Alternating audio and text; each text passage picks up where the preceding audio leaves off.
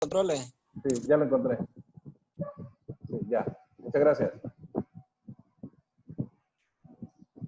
Muchas gracias por avisarme. Ok, entonces, retomando, ese aspecto de palatabilidad es muy clave, ¿no? Es muy importante. Si nosotros damos un alimento solo, ¿verdad? Si ofrecemos un alimento solo, la tasa de consumo pues va a depender de la palatabilidad de ese alimento. O cuando damos varios alimentos, el grado de consumo también va a depender de la mezcla que estemos haciendo, ¿no? Por ejemplo, si estamos haciendo un concentrado, ¿verdad? Normalmente usamos algunos ingredientes que son muy palatables, muy dulces, con buen olor, buen sabor, como es la melaza, ¿verdad? La melaza le da un buen gusto a los alimentos, ¿verdad? Aparte de que proporciona energía y proteína en menor cantidad, ¿verdad? Entonces, este punto es bien importante. Entonces, ¿cómo vamos a saber de que un alimento es altamente palatable? ¿Verdad? Nosotros incluso cuando es concentrado podemos olerlo y nos damos cuenta si huele muy bien, ¿verdad? O no tiene ningún olor, ¿verdad? Entonces, este aspecto es clave y siempre a la hora de hacer mezclas tenemos que considerar este aspecto. También este aspecto está muy relacionado con la calidad. Un alimento de mala calidad, por ejemplo, un forraje viejo o un heno muy viejo, ¿verdad? No se vuelve palatable. Los animales lo dejan y lo rechazan. Y si un alimento es rechazado, pues prácticamente vamos a tener problemas de consumo, que es el segundo punto que vemos aquí abajo. Consumo voluntario es la cantidad de alimento consumido por el animal durante un periodo de tiempo. Normalmente ese periodo de tiempo es de... Vamos a ampliarla acá. Normalmente ese periodo de tiempo es de 24 horas, ¿verdad? En el caso de los toros de engorde, que es en lo que nosotros estamos trabajando, hacemos una lectura de comedero, es decir, que en la mañana, cuando el operario llega, la primera actividad que hace es recolectar el alimento que está en el comedero, si es que han dejado, ¿verdad? Y luego pesarlo. Entonces, por diferencia, alimento ofrecido menos alimento rechazado, podemos determinar el consumo voluntario. Esto es bajo condiciones de sistemas extensivos y sistemas de producción intensivos. Con sistemas de producción de pastoreo es muy difícil determinar el consumo, ¿verdad? Es muy complicado. Podemos hacer algunos muestreos a foros para conocer el volumen de alimento ofrecido, que me imagino que ustedes, no sé cómo lo están haciendo ahorita, pero es una de las prácticas que se hace en pastos y forrajes. No sé si lo están haciendo estos aforos allá en sus fincas, en su zona. Tal vez me comentan ahí al final, ¿verdad? Cómo lo están haciendo. Y después del pastoreo podemos hacer otro aforo, ¿verdad? Y por diferencia también determinar o calcular el consumo, pero no es nada exacto. Mientras que cuando tenemos animales en establo, como los toros, por ejemplo, que estamos trabajando, conocemos muy bien el alimento consumido, ¿verdad? Entonces, en ganadería hay muchos indicadores productivos, indicadores reproductivos, ¿verdad? Que nos indican cómo estamos trabajando en la finca. Entonces, en el sistema de engorde y también en producción de leche, también en producción de cerdos, en monogástricos, es importante medir el consumo voluntario. Si no medimos el consumo, prácticamente no sabemos cómo estamos trabajando, ¿no? Si estamos haciendo un buen trabajo o realmente, permítame un momentito aquí que está alguien solicitando entrar. Vamos a revisar. No sé dónde aparece, arriba. Participantes.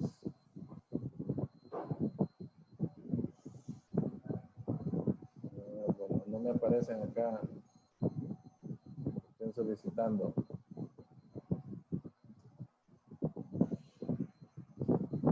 Ok, entonces el consumo voluntario, ¿verdad? Es importantísimo, como les dije, para, ok, aquí ya apareció, para determinar, por un lado, saber el consumo. Normalmente estamos trabajando en rumiantes con un consumo voluntario del 3% de materia seca en función del peso vivo del animal. O sea que un animal de 500 kilos, 5 por 3, 15, significa que debe de consumir 15 kilos de materia seca, ¿verdad? Como un factor ideal, pero en la práctica este consumo voluntario pues depende de muchos factores que ya vamos a ver más adelante. Y por lo tanto, tenemos que medirlo si nos acercamos a ese 3% o qué está pasando. ¿Me escuchan? ¿Estamos bien? Sí, se le escucha, ingeniero. Okay. Sí, ingeniero, sí, se le escucha bien. Ok. Entonces, la cantidad de forraje consumido, el consumo voluntario, hablando de animales en condiciones de pastoreo, ¿verdad? Y también en animales en condiciones de estabulación, ¿sí? Y cuando estamos hablando solamente de alimentación con forraje, ¿verdad?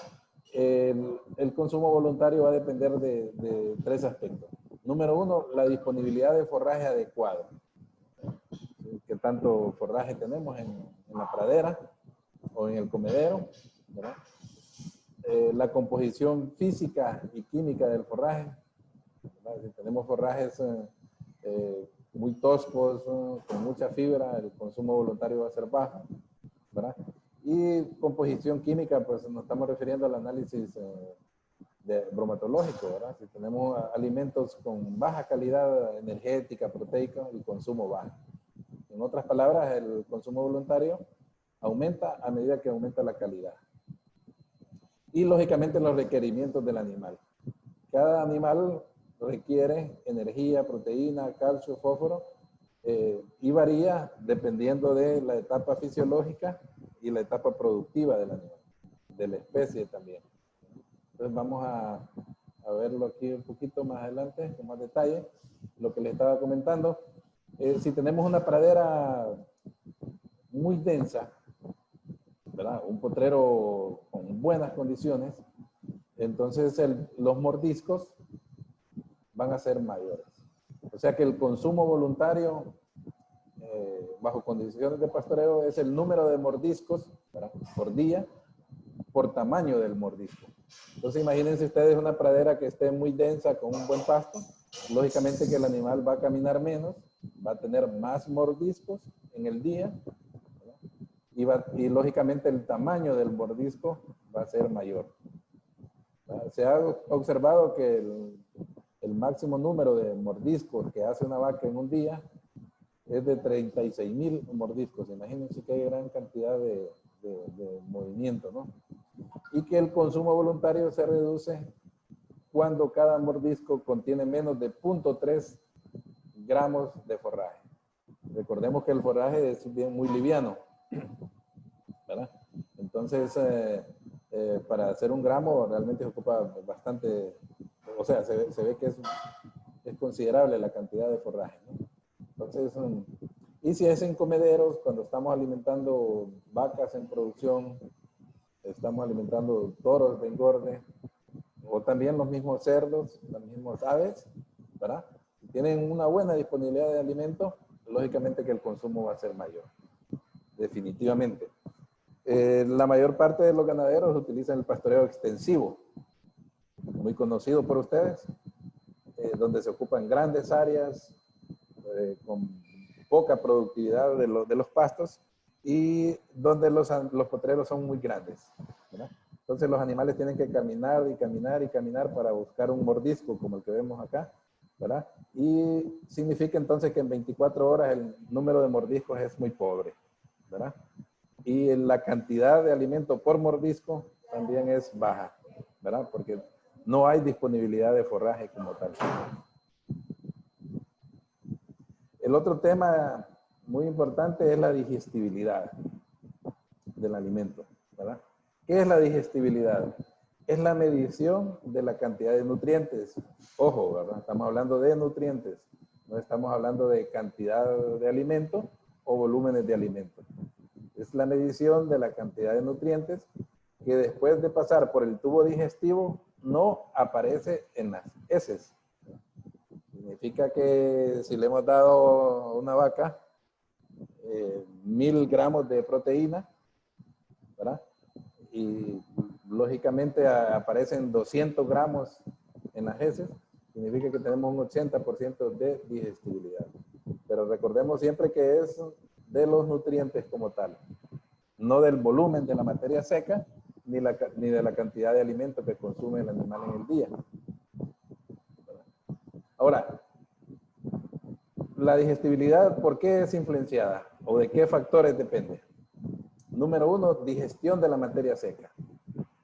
¿Qué significa esto? Que cada nutriente, como ya lo hemos explicado en el metabolismo de proteínas y el metabolismo de carbohidratos, cada nutriente tiene un porcentaje de digestibilidad diferente, ¿verdad? ¿Recuerdan? Hablábamos que la celulosa tiene una digestibilidad del 40% en promedio, mientras que el almidón tiene una digestibilidad bastante alta, hasta el 85%, 95% de digestibilidad. Lógicamente que esto va a depender de la composición química y física de cada alimento. Número 2, tasa de pasaje de partículas. El tamaño de cada alimento, ¿sí?, tiene que ver con la digestibilidad. Por eso es que los forrajes tienen una tasa de digestibilidad menor, porque tardan más en pasar por el rumen, ¿verdad?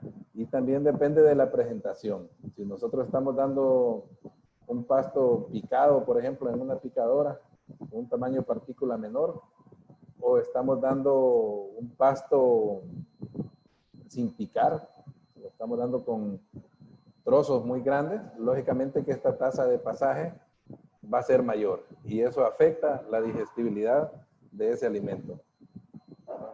En otras palabras, el tamaño de la partícula del alimento tiene que ver mucho con la digestibilidad. Normalmente pastos y forrajes tienen una digestibilidad baja porque tienen que regresar a la boca para una nueva remasticación y esto lógicamente que afecta la tasa de pasaje de partículas. Número 3, pH de la digesta.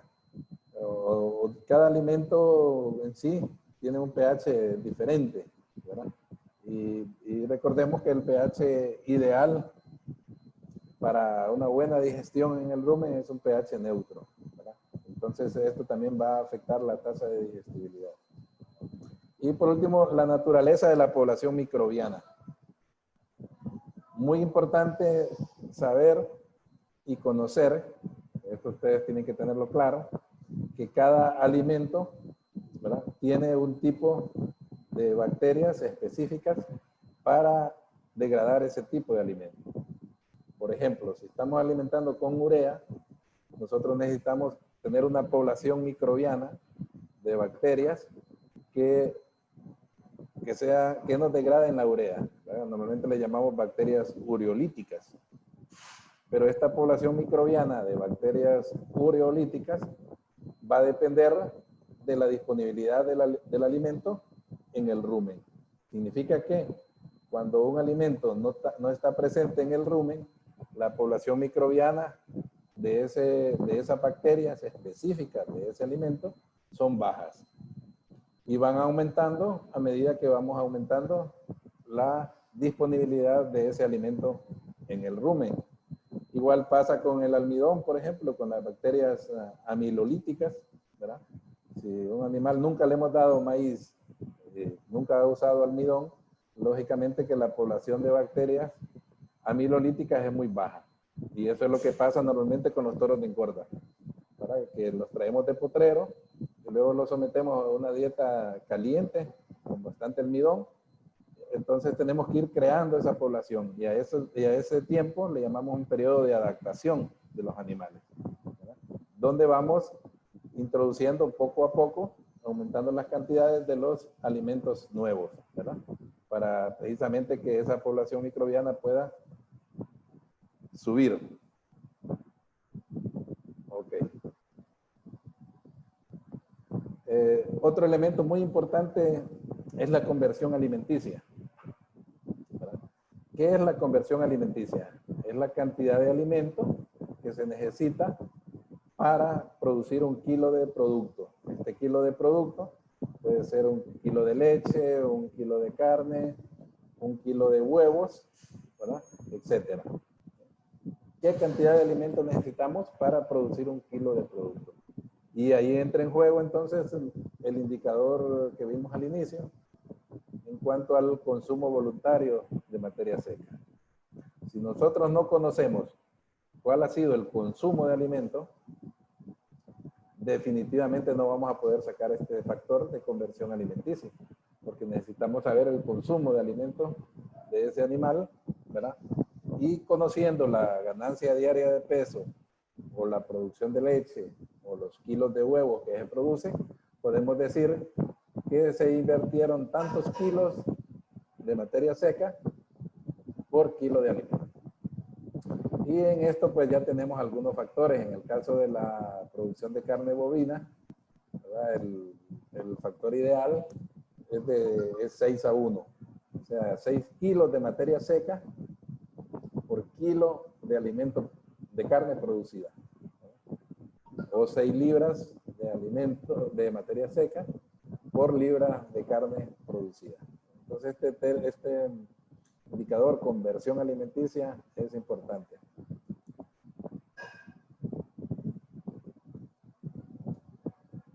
¿Verdad? Estos son factores del animal que afectan el consumo voluntario.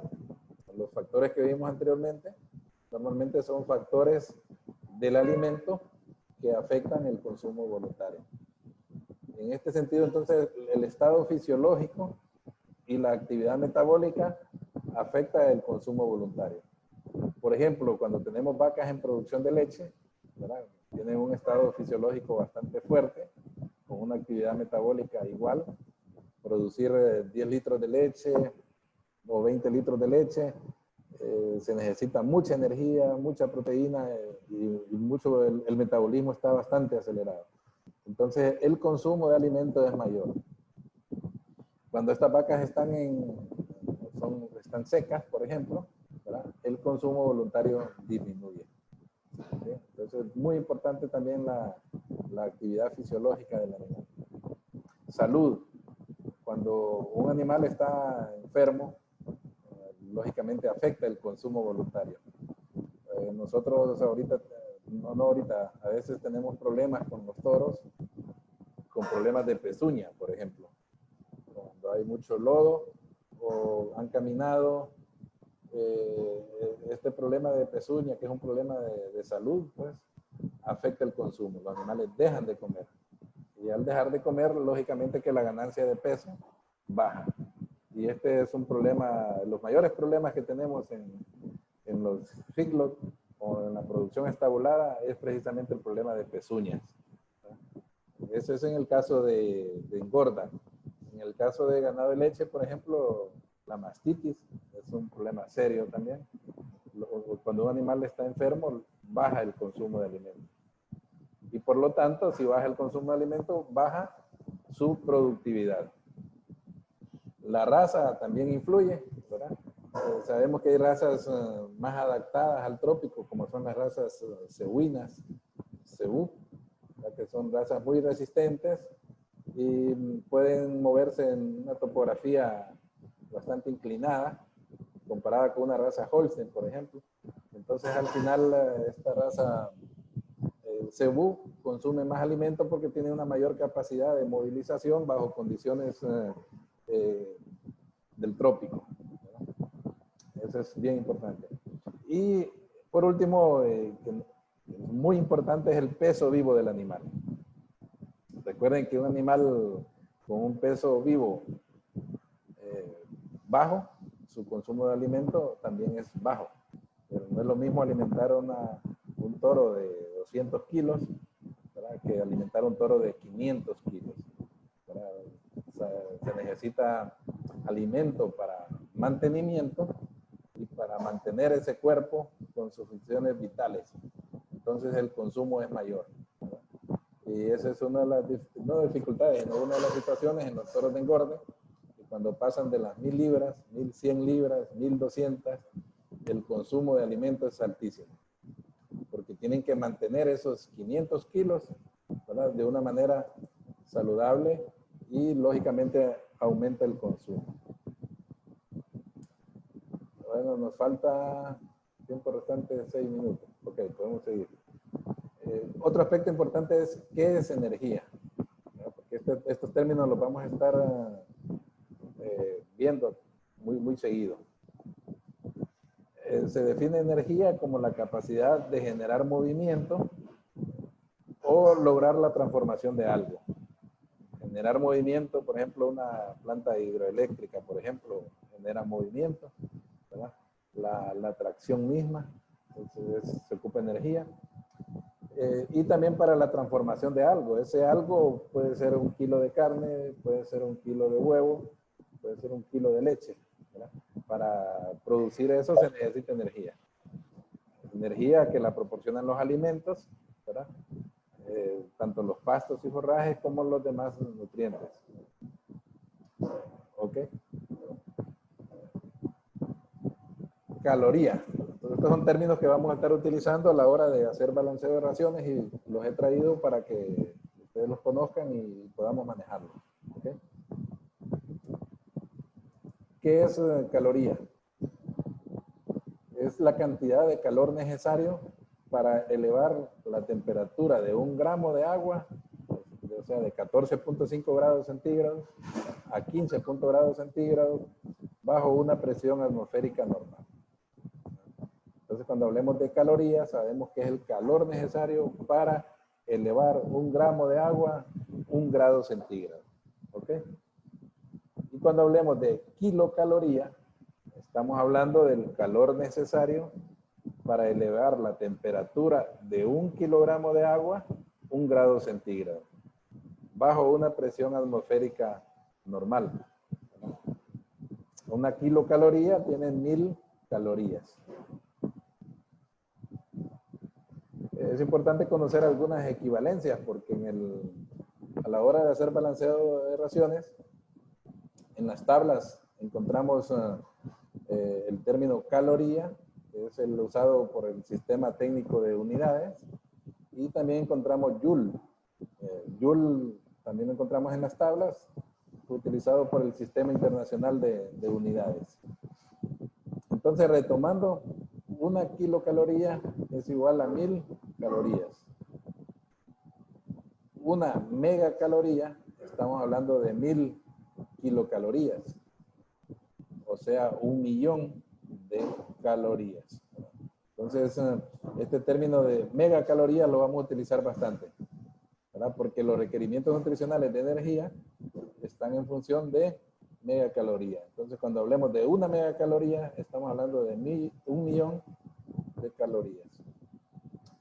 La equivalencia, 1 caloría es igual a 4.18 joule y 1 joule es igual a 0.2389 calorías. Entonces, a la hora de hacer equivalencia. Bueno, utilización de la energía. ¿Qué es el metabolismo basal? Se considera el consumo calorífico mínimo que necesita un organismo vivo para completar sus actividades vitales básicas. El organismo necesita energía para llevar a cabo el crecimiento, por ejemplo, en animales jóvenes, en cerdos, en todo tipo de animal, y también necesita energía para la renovación celular.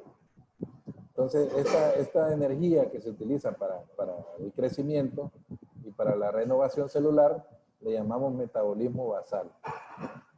O sea, el metabolismo básico para llevar a cabo esa función. Luego, después, los requerimientos de energía van a depender de la actividad física, en este caso, o del metabolismo fisiológico del animal, ¿verdad? Si está en crecimiento, si está en producción de leche, si tenemos ciertas ganancias de peso, etc. También la energía varía, los requerimientos de energía, dependiendo de las situaciones estresantes. Por ejemplo, un animal estresado gasta mucha energía, ¿verdad? Si no lo tenemos en condiciones óptimas. Por ejemplo, si tenemos animales estabulados con mucho lodo, con mucho sol, se estresan bastante y lógicamente que pierden energía en ese sistema. ¿Sí? Ok, falta un minuto. Si les parece, entramos de nuevo. Jóvenes. ¿Está bien, ingeniero? ¿Sí? Está bien, ingeniero, está bien. Y entramos. Ok.